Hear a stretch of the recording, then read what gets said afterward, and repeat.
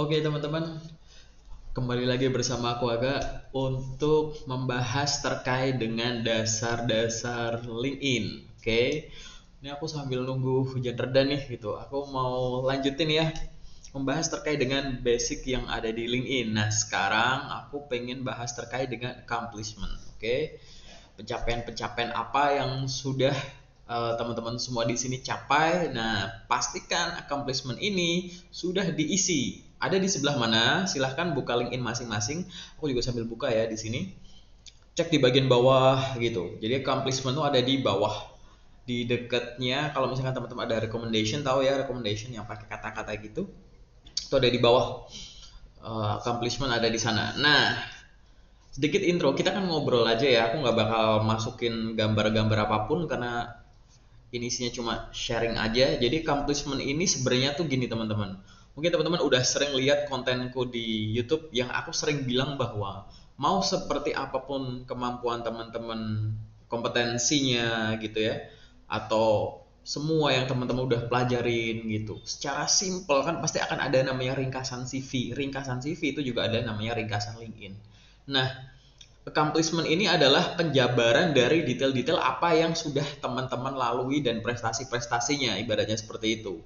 Nah, teman-teman bisa masukkan di situ di LinkedIn itu memang ada beberapa poin yang masuk ke bagian accomplishment gitu. Silahkan teman-teman cek di bagian accomplishment, pastikan ya yang ada di accomplishment ini juga ada di CV, oke? Aku beberapa kali nge-review CV itu adalah CV-nya itu jauh lebih lengkap daripada accomplishment di sini. Karena mungkin bingung cara nambahinya atau sebenarnya mau diisi apa gitu, atau mungkin memang nggak sempat atau buru-buru pengen langsung lamar kerja gitu. Aku sangat menyarankan ya, aku ulang-ulang berkali-kali bahwa nggak usah buru-buru untuk lamar kerja. Tapi kak ada kok yang CV-nya nggak lengkap tapi langsung dapat kerja. Oh nggak apa-apa. Tapi di sini aku pengen ngajarin teman-teman ya, aku pengen sharing. Ini pengalamanku pribadi, pengalaman banyak teman-teman bahwa pada saat profilnya lengkap, kemudian digunakan sebagaimana mestinya, maka jangan kaget kalau bangun tidur buka LinkedIn, tawaran kerja itu langsung masuk ke inbox teman-teman gitu. Nah ini adalah salah satu cara paling basic ya yang bisa kita gunakan tanpa perlu upload CV ke LinkedIn. Aku ulang berkali-kali, upload CV ke LinkedIn itu salah. Oke? Salahnya kenapa? Oh, silahkan tonton video yang lain atau boleh langsung telepon aku atau boleh nge-DM LinkedIn ku kalau mau aku jelasin langsung. Jadi bagian accomplishment ini teman-teman, aku langsung balik ya. Accomplishment itu ada banyak. Yang pertama itu ada publikasi. Oke. Teman-teman di sini mungkin pernah selama kuliah atau selama kerja kan ada komunitas tuh ya, komunitas apa yang biasanya suka ada uh, kumpul di mana, submit di mana, terus nanti ngirim contoh paper atau apa, terus akhirnya ada presentasi di sana gitu ya. Nah publikasi ini teman-teman boleh tuh publikasi waktu kerja atau publikasi waktu kuliah biasanya gitu ya, waktu jadi mahasiswa silahkan dimasukkan di sana. Nanti tinggal klik aja bagian publication dan nanti akan ada menu-menunya kayak misalkan judulnya apa, kemudian siapa yang publishernya siapa, terus kapan waktunya, terus tim di publikasi itu kan mungkin teman-teman sendiri mungkin ada timnya itu siapa aja gitu. Eh, Penulisnya, autornya gitu ya, terus ada URL-nya kalau memang eh, ada di suatu website lain gitu ya. Terus misalkan kalau ada deskripsi terkait dengan publikasi yang teman-teman lakukan. Publikasi ini akan sangat menarik bahwa pada saat sudah ada publikasi ini teman-teman dalam tanda kutip tuh kayak pamer banyak hal gitu. Jadi ini kayak ibarat kayak oh ini tuh saya tuh nggak cuma sekedar jago terkait hal ini loh, tapi saya ada ini salah satu hal yang mungkin bisa disebut untuk mahasiswa khususnya ya, bisa disebut sebagai unique value proposition tuh salah satunya ini. Bahwa saya tidak hanya hebat saja, tapi apa yang saya kuasai, apa yang mampu saya lakukan, saya curahkan dalam bentuk tulisan yang saya presentasikan yang akan bermanfaat bagi orang banyak yang membacanya. Pada saat saya sudah tidak aktif di sana, artikel saya mampu untuk menyebar ke seluruh dunia yang mungkin nanti akan jadi suatu rujukan karya-karya tulis ilmiah. Bukannya itu suatu hal yang luar biasa ya untuk teman-teman job seeker di sini ya.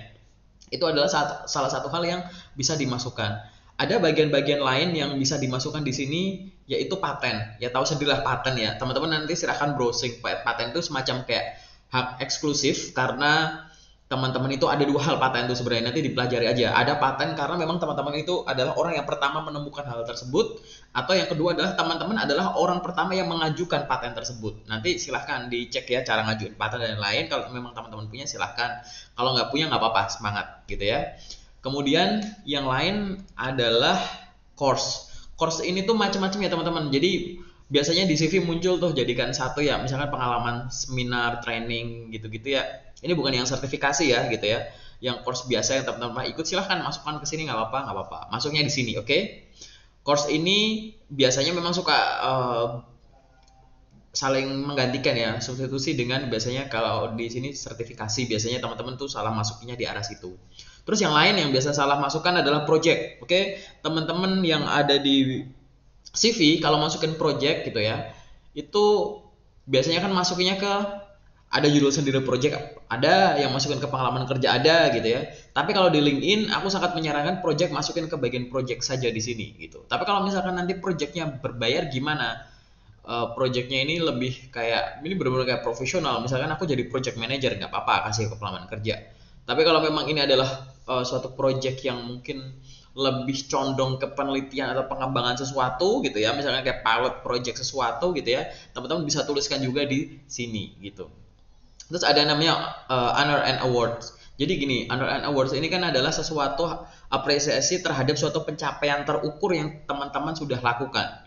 Paling gampang itu ngasih contoh, misalkan teman-teman di sini job seeker tapi teman-teman punya pengalaman kerja jadi sales. Silahkan masukkan. Mungkin teman-teman punya pengalaman kerja jadi sales selama 10 tahun. Silahkan masukkan pencapaian tertinggi apa selama jadi sales gitu.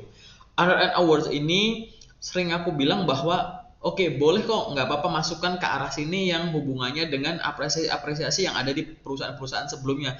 Nggak masalah kalau memang teman-teman periode kerja di sana nggak panjang-panjang, nggak masalah. Tapi kan yang dilihat tidak hanya periodenya, yang dilihat adalah pada saat dengan periode terbatas tersebut, teman-teman itu sudah memiliki kontribusi apa. Apalagi yang berhubungan dengan pencapaian suatu omset atau revenue, wah itu luar biasa. Silahkan masukkan ke sini, oke? Kemudian ada juga test score. Nah, test score ini ya teman-teman, ini aku akan hubungkan dengan bagian skills and endorsement. Kalau test score ini, kalau di bagian CV biasanya kan dimasukkan jadikan satu di bagian skills gitu ya.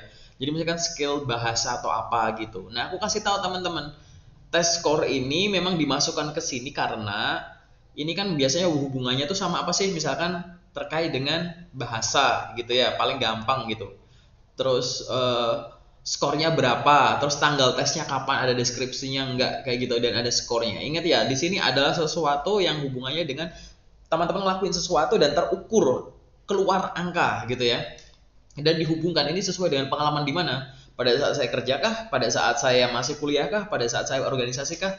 Nah, itu silahkan masukkan ke sini gitu. Ada terukur, dan di sini mungkin teman-teman bisa masukkan deskripsinya. Biasanya kalau yang mungkin teman-teman bisa temukan di akun LinkedIn yang lain biasanya adalah tes TOEFL, IELTS, TOEIC gitu-gitu. Silahkan dimasukkan. Kemudian yang lain yang bisa dimasukkan ke bagian accomplishment ini itu adalah language, kemampuan bahasa. Nah, aku seneng banget nih ada kemampuan bahasa yang memang ditonjolin sendiri oleh LinkedIn di sini. Ingat teman-teman, tadi ya yang hubungannya dengan hasil tes kemampuan bahasa yang ada di skills. LinkedIn sudah ngajarin bahwa nggak usah nuliskan dengan cara dikasih simbol-simbol unik, simbol-simbol lucu, terus ada bar, ada skalanya, ada prosentasenya gitu ya. Bahasa Indonesia 100%, bahasa Inggris 80%, itu salah. Kalau untuk penjelasannya silahkan cek di bagian featuredku yang ada di LinkedIn. Tapi di sini LinkedIn itu sudah ngajarin teman-teman. Aku jelasin aja bahwa kalau ada kemampuan bahasa atau suatu kemampuan yang kita ingin menunjukkan tingkat kepedean kita terhadap kemampuan tersebut, karena kemampuan tersebut memang tidak ada hasil tesnya, nggak ada scoringnya, maka teman-teman silahkan tuliskan kemampuannya dan di dalam kurung dikasih keterangan. Nah, kalau di LinkedIn ini ada beberapa pilihan. Ada yang namanya elementary proficiency. Biasanya ini memang dimasukkan ke teman-teman yang kayak baru belajar gitu. Basic itu setara dengan ini. Ada yang namanya limit working proficiency, lebih bagus gitu ya. Tapi ya masih standar lah, cuma komunikasi tingkat tertentu gitu. Nanti ada yang professional working, ada full professional proficiency. Jadi kayak wah, teman-teman tuh udah jago gitu. Misalkan dengan bahasa tuh udah aktif dan pasif gitu. Udah jago banget lah di sana, udah sangat paham gitu ya, udah level tinggi yang hampir setara dengan native gitu. Nah, ada juga yang nanti yang kemampuan paling tinggi namanya native or bilingual proficiency. Ini adalah tingkat tertinggi dalam kemampuan bahasa yang skalanya ada di LinkedIn. Yang dianggap bahwa apa sih bedanya yang tadi ya, yang orang jago ngomong bahasa Inggris sama yang jago bahasa Inggris satu dan yang lainnya. Mungkin yang ini tuh jago karena dia belajar, karena terbiasa. Tapi kalau ini memang sejak lahir itu adalah bahasa utamanya atau second language, tapi memang di negara tersebut atau daerah tersebut memang menggunakan dua bahasa resmi seperti itu. Nah, ini yang berhubungan dengan kemampuan bahasa. Oke. Selain itu di bagian skill ini, coba aku cek lagi ya, di bagian skill ini, bagian accomplishment ini ada organization. Organization ini biasa ya teman-teman. Teman-teman itu selama kuliah, selama bekerja itu ya, tidak hanya kuliah saja, tidak hanya bekerja saja. Ada kegiatan-kegiatan yang berhubungan dengan peningkatan kemampuan diri, yang berhubungan dengan bekerja sama dengan orang, yang akhirnya akan menimbulkan suatu technical skill maupun soft skill sebagai kemampuan pendukung teman-teman pada saat bekerja, pada saat berinteraksi secara profesional dengan rekan-rekannya. Nah, organization ini silahkan dimasukkan, khususnya fresh grads yang memang itu tadi ya, pengen menonjolkan tidak hanya kemampuan akademis, tapi kemampuan non-akademis gitu. Jadi prestasi akademismu apa, prestasi non-akademismu apa, silahkan tonjolkan. Organisasi ini dimasukkan. Dan yang biasanya sering aku kasih tahu ke teman-teman adalah organisasi itu tidak harus organisasi yang ada di kampus, boleh organisasi yang ada di rumah gitu. Boleh organisasi yang memang online, organisasi ini memang global, yang memang ketemuannya tuh nggak pernah secara tatap muka langsung, tapi memang secara online pun kita memberikan impact positif ke dunia seperti itu. Ingat ya teman-teman. Terus yang terakhir adalah bagian causes. Ini tuh seperti kayak teman-teman itu tuh punya punya topik concern apa sih gitu. Jadi misalkan kayak aku tuh memang punya punya perhatian khusus gitu ya, yang berhubungan dengan children misalkan, yang hubungannya dengan kesehatan, yang hubungannya dengan lingkungan gitu. Dulu perasaan Koses nggak ada di sini deh, dia berdirinya nggak di sini, tapi sekarang udah ditambahin ke sini gitu ya. Terus ada hubungannya sama social services gitu. Ini lebih kayak apa sih kalau misalkan bagian Koses ini sama teman-teman di checklist gitu kan, itu nanti akan muncul artikel-artikel yang biasa di-share oleh suatu lembaga, organisasi, non-profit atau apapun itu, yang akhirnya muncul di beranda teman-teman gitu. Ini akan ibarat kayak oke, aku care terkait dengan children. Jadi nanti akan ada tuh artikel-artikel yang berhubungan dengan children yang dikategorikan di sana. Karena harapannya adalah LinkedIn ini baik hati banget gitu. Teman-teman itu care, perhatian terhadap sektor apa gitu ya. Nanti LinkedIn akan mengupdate informasi ke teman-teman berdasarkan pilihan teman-teman di sini gitu. Gunanya biar apa? Biar teman-teman selalu up to date terhadap sesuatu yang teman-teman itu memang perhatiin gitu.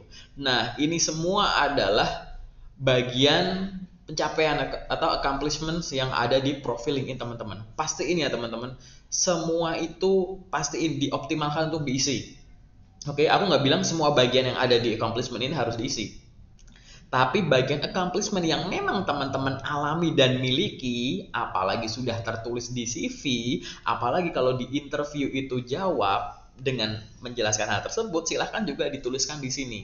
Karena di sini teman-teman adalah tempat untuk memamerkan tidak hanya potensi akademis sebagai dasar dan prestasi akademis sebagai puncak, tapi di sini teman-teman juga memamerkan potensi non akademis sampai dengan prestasi non akademis. Dan di sini adalah salah satu bagian yang kuat, yang paling powerful di antara section-section lain yang ada di profil LinkedIn teman-teman.